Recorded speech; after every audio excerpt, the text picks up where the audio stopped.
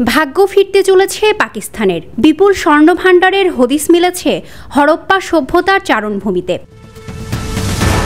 ওই সোনা হাতে পেলে পাকিস্তান আর্থিক ঘাটতি বেশ কিছুটা সামাল দিতে পারবে বলে মনে করা হচ্ছে। সেই গুপ্তধন হাতে পেলে আর্থিক দিক থেকে ইসলামাবাদ যে ঘুরে দাঁড়াতে পারবে তা বলাই বাহুল্য। তবে কি সেই অমূল্য গুপ্তধন যা বদলে দিতে পারে সে দেশের ধুঁকতে থাকা অর্থনীতিকে? পাকিস্তানের এই দুঃসময়ে আশীর্বাদ স্বরূপ হয়ে দাঁড়িয়েছে সিন্ধু নদ।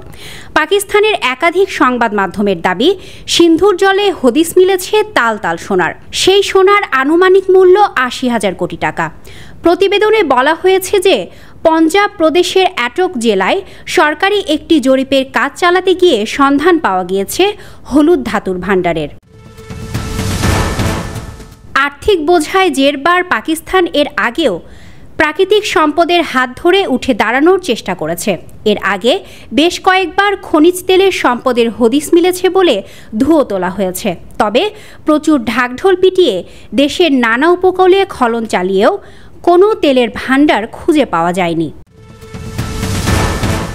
বিশেষজ্ঞদের একাংশের দাবি, পাকিস্তানের সংবাদ মাধ্যমগুলির রিপোর্টের উপর ভিত্তি করে পাকিস্তানের লুকোনো প্রাকৃতিক সম্পদের প্রতি বেশ কিছু বিনিয়োগকারী আগ্রহ দেখাতে শুরু করলেও প্রকৃতপক্ষে সেই প্রাকৃতিক সম্পদ আহরণ ও বিপণনের প্রক্রিয়া দীর্ঘমেয়াদী।